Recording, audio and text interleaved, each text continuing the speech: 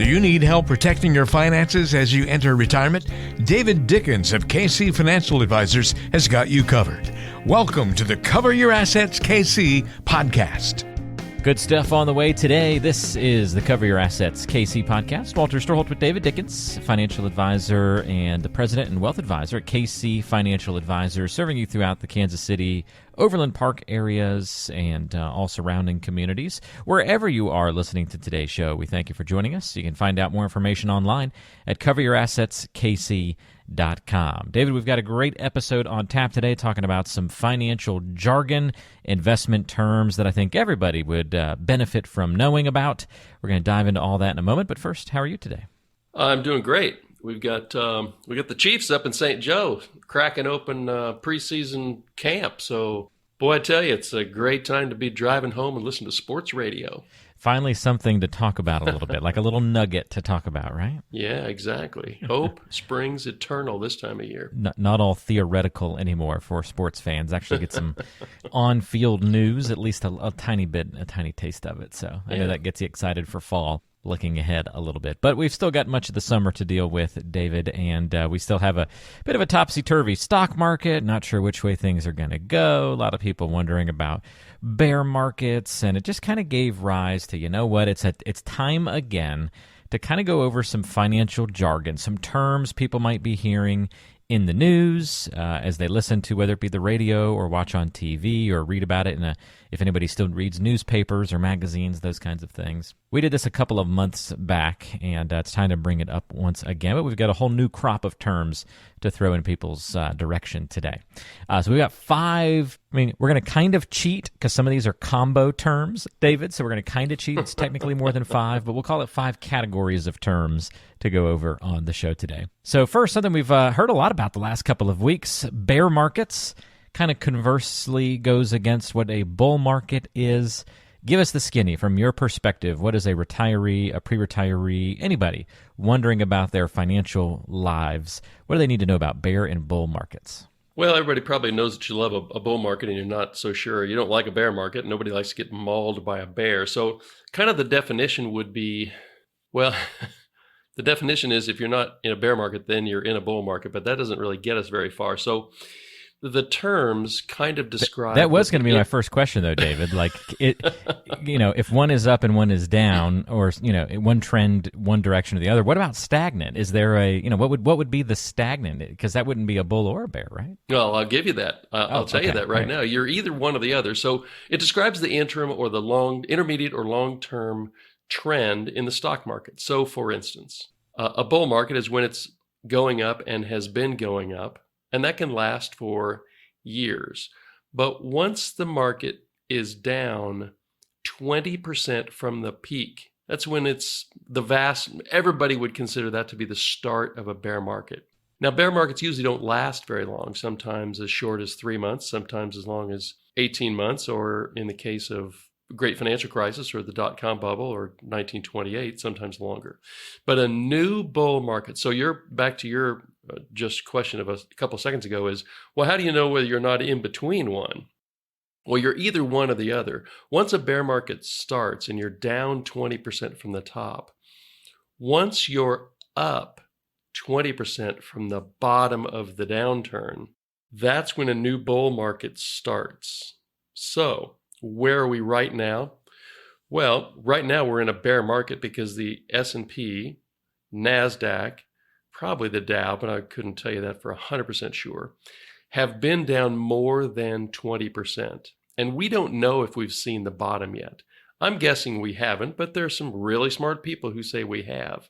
Either way, I think the S&P was down maybe 25%. And so wherever that was, we happen to know because we said it on last week's podcast, 3,666 was the current bottom. Well, once it's up 20% from there, a new bull market will have considered to have been started. I guess maybe where I should go with this is why do we care, and why does a pre-retiree or a retiree care? Well, young people don't really care because they keep jamming money into their 401ks every 2 weeks, and they're totally happy when the market goes down because they're buying stocks on sale. But when you're spending money out of those accounts in retirement, all of a sudden you're not dollar cost averaging, you're reverse dollar cost averaging. Sometimes you're selling those stock holdings in order to fund your income, and you don't want to do that. So the reason that's important is if you're in a long, protracted bear market, which we might be in right now, maybe somewhat similar to 2008, which took 5 years to get all the way back to even.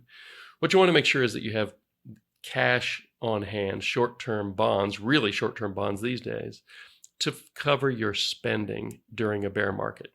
So, I told myself I wasn't going to go down a bunch of rabbit holes today, and now on the first topic, I've already gone down a rabbit hole. Mission accomplished. That's the basic difference between a bull and a bear market. You're in one or the other, and once the bull market peaks and goes down 20%, that flips us into what we call a bear market. I'd always wondered what was the middle ground, and I'm glad you clarified for us today that there is none. You're in one or the other. Fantastic. All right, so that's bull versus bear markets. Hopefully that gives you a little education on the show today. What about diversification? I bet everybody could take a stab at what that means, and it does seem to be different depending on who you ask, David. So if we're trying to understand some financial jargon and all that kind of stuff, why would diversification be so important to get a grasp of? Well, because it's a way to reduce. It's a key method for reducing the stock market risk in your portfolio. So I can think of two different ways to use that term. One is, let's say you're in an S&P 500 mutual fund. You get broad diversification amongst 500 of the biggest, baddest, coolest companies in America, as opposed to just picking 5 or 6 or 8 or 10 on your own, which you may or may not have expertise on. So that's a way to diversify your risk away from any 1 or 2 or 3 companies and have a broader array of risks such that when 1 or 6 of those companies have a bad day, week, month, or year, it's unlikely that all of them are going to have one at the same time. Now, a narrower way to do this, and I'm going to discuss it in a little bit more detail. Actually, you know what? I think I'm just going to knock this off right now. Another way to look at diversification is, let's say, for instance, that you want to own utilities, public utilities. You're retired, you like the dividend, you know that they're typically less volatile than the stock market, etc. So you may decide, you know what? I'm just going to pick out 4 or 5 utilities, or I'm going to buy an ETF that has a broad exposure to utilities, and that would happen to have a ticker symbol, probably a VPU.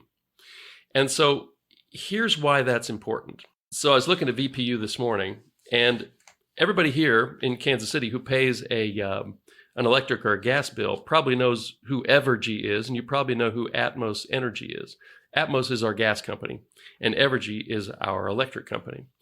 Now, if you happen to be in California, you would know that Pacific Gas and Electric is your company. So what you might say is, you know what, I want some utility exposure, and I like my company right here, so I'm just going to invest in that and forget about diversifying away from any particular risk. Well, if you look at, what we're going to do right now is take a look at Evergy, PG&E, and the Vanguard utility, which is broadly diversified, and say, well, what would have happened over the last year and 3 years if I had done one or the other? If you were living in Kansas City and you said, you know what, I'm just going to buy Evergy, then over the last year, your Evergy stock would be up 0.3%. Well, it's not down, and the market's down, so that's okay. If you'd done PG&E, oh my gosh, you'd be up 21.5%. Pretty cool. And the broadly diversified utilities ETF is up 6.8%. However, let's say you'd done this 3 years ago, and the same 3 choices, well, the Evergy from Kansas City, that's up 7.7% over the last 3 years.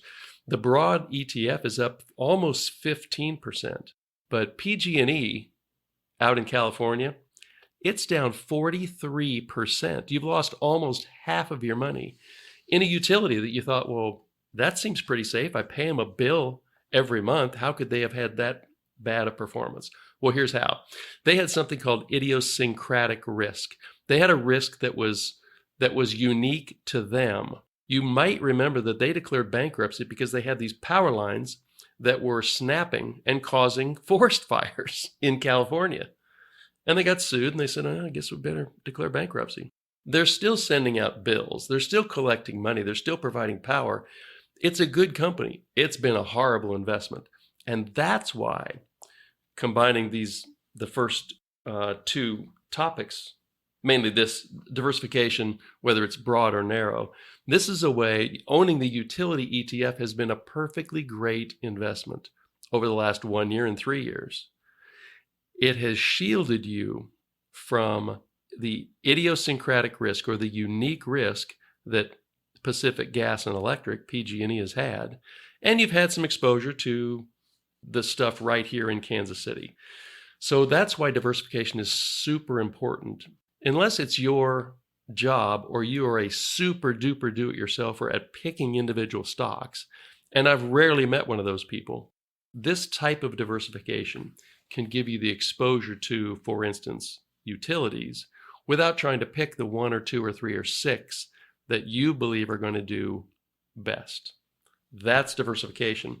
And that's why it's super important pretty much any decade of your life that you're living in, but especially when you're in or nearing retirement. Great example to see how diversification is really supposed to work for you and in your portfolio. Really laid out very well there, David. I appreciate the attention to detail to help give us some really good background information there. Really appreciate it. And if you have questions about that further, how can you diversify your portfolio in the proper way for all of your investments, everything that you have aligned for your retirement and financial future? Well, it's always easy to reach out to David. You can call him at 913-317-1414. Again, 913-317-1414. Or go online to coveryourassetskc.com, and we'll put the contact info in the description of today's show for you, so it's easy to find. All right, David, the word people have been hearing a lot lately. We heard a bear market a lot earlier on in the show, and we did for the last couple of months. And now we're hearing recession more and more. So what's there to know about that financial jargon, recession? Yeah, that's important to know because during recessions, the stock market tends to be a lot lower for a lot longer. And so if there was a way to see that one was at the doorstep, well, you'd kind of like to know that. So a recession is nothing more than a kind of a significant prolonged downturn in economic activity in, for instance, the United States. Usually economic activity would be kind of symbolized by GDP growth. So there's one really easy way, one easy definition that most people use, and then there's the actual definition. The easy definition of a recession is when we have 2 consecutive calendar quarters where GDP is negative. So you might say, well, gee, Dave, I think I remember that first quarter of this year it was negative. And I think by the time this podcast airs, we'll know what second quarter GDP is because I think it comes out Thursday of this week. And right now, there's a decent expectation that it's going to be negative too. So there's a case to be made that we are in at least a mild recession right now. Recessions are actually called by the NBER, the National Bureau of Economic Research. And they always declare a recession way after it's ended because they look at a bunch of indicators. They sit around in the debate, the depth of each of these things. They typically look at things like the strength of non-farm payrolls, industrial production, and things like retail sales. And so that's how they determine when a recession started and when it ended. But let's say we're in one now. Well, NBER won't declare that this is a recession for 9 or 12 months. So kind of the layman's way of doing it is probably the most instructive for us in that when we see 2 consecutive quarters of negative GDP growth, that's a pretty darn good indication that we're going to have a declaration that we're actually in a recession. Again, it's important because markets tend to go down a lot more during a recession than when we have a bear market that's not in a recession. That's helpful to know those details as well, David. A recession, again, important term to know, one we're going to be hearing a lot about over the coming weeks and months. Hopefully not longer than that, David, though, because that'd be a bad sign if we're still hearing about recession in years. We don't want that to go that long. All right, so you touched on one of these next pieces of financial jargon a little bit earlier in the episode. You talked about ETFs. But what about if we're talking about sort of the difference between this group of investments? So we have ETFs, mutual funds, index funds, and target date funds, kind of all falling under the same family, if you will. Is that an accurate way of putting it? Yeah, there are ways to invest your money, some of them turnkey, some of them not, but they have different attributes. So I'm just going to try to, without going into excruciating detail, try to just paint a quick kind of high-level picture of each of those things. It's real easy to lump ETFs and mutual funds in the same bucket. Let me start with index funds and just say that index funds can either be a mutual fund or an ETF. They are passively managed in that they mirror an index like the Russell 2000 or the S&P 500 or the NASDAQ or any one of 100 other indexes that are out there. And what it allows you to do is, with one purchase or one sale, it allows you to buy or get out of a particular index instead of, with the S&P 500, instead of buying all 500 stocks, you buy one ETF or one mutual fund, and it's passively managed. ETFs and mutual funds otherwise can be either actively managed or passively managed. Let's see, an active might be, trying to think of a good example of an active. Well, you've probably heard of the name Cathie Woods and her ARK ETFs. Those are super actively managed. They don't really, most times, measure up against an index. So what the managers of those ETFs are trying to do is pick the best technology stocks or the best internet stocks, and they have put it in an ETF form. They've just chosen that instead of a mutual fund form. So that's an active as opposed to something that's passive that just mirrors an index. And then target date funds. If you've got a 401k, you're probably very familiar with target date funds. If you don't, the Labor Department not too many years ago said, if a 401k investor doesn't pick a set of mutual funds that they want to be invested in, then the company needs to invest them in a target date fund that most aligns with that particular person's retirement year. So, for instance, you could have a target date fund that is target date 2030. In other words, you might be retiring in or about 2030, or 2060 retirement target date fund. What's the difference between those two? They're kind of the ultimate way to put your investments on autopilot. But for instance, Vanguard, I picked on them because they're very widely distributed. The Vanguard 2065 fund, in other words, you're not going to retire till 2065. It's 91% stocks and 9% bonds. Very aggressive. The target date fund 2025, also from Vanguard, is about 57% stock and 43% bonds, way less aggressive. But I've also talked to people who said, well, Dave, I was in the 2010 or the 2015 target date fund. I'm already retired. I thought that would have been way more conservative. And so what's important to you as an investor is you need to find out. Vanguard does it differently from the next company down the street. And there are a lot of choices in for instance, a 2030 target date fund. What you need to figure out is, what is the one I'm investing in? What's its asset allocation? It could be heavy in, well, for instance, the Vanguard 2065. Its 91% of stock is about 54% U.S. stock and about 36 or 37% foreign stock. Well, that may not be what you're particularly interested in. So what you don't want to assume is that all of those, just because they have 2035 or 2040 on their label, that they're all generically assembled. They're not. And you'd want to do a little bit of research to figure out, is that particular target date fund right for what I'm trying to accomplish in my portfolio? Got to ask ourselves the key questions when these things pop up, and I think that's really important, David, to get the understanding and the differences between these things, even if they are in the same realm or same family, some very important differences between all of these elements. All right, I saved the best for last, David, so you knew it was coming. 401ks versus IRAs versus Roth IRAs. Now, some of our listeners, they may be like, okay, yeah, I get the differences between these, but a lot of people still get confused by it, even if they have these different accounts under their umbrella. Right. So there are a bunch of nuance differences between a 401k and an IRA.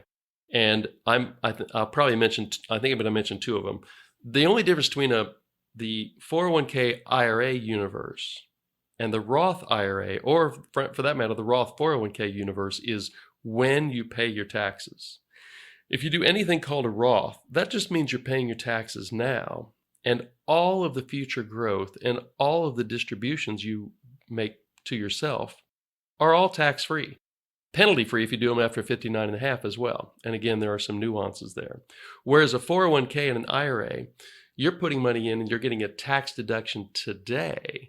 But out in the future, every penny of what you put in and growth is taxed as ordinary income at your highest marginal tax bracket.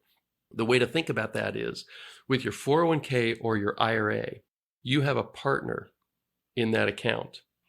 And that partner is not your spouse, it's the IRS. So you get to retirement and you think you have $1 million IRA, but what you really have is, let's say, a $750,000 IRA, because the IRS has a claim on $250,000 of that if you're in the 25% bracket. Now, Topeka's going to want some, or Jeff City's going to want some, or wherever you live, you're going to pay some state taxes on that, unless you happen to live in Texas or Florida or some other places. So that's the real difference. Then there are nuanced differences. That's when, if you have a question about, can I take a distribution out of my 401k before 59 and a half, and I don't want to pay the penalty. Is there a way to do that? Well, yes, there is.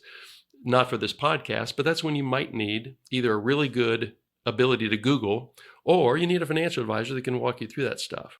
But the big moving part difference between those two types of accounts is when you pay your taxes. And that can be super important depending on what tax rate you're going to be in retirement versus the tax rate you're in right now.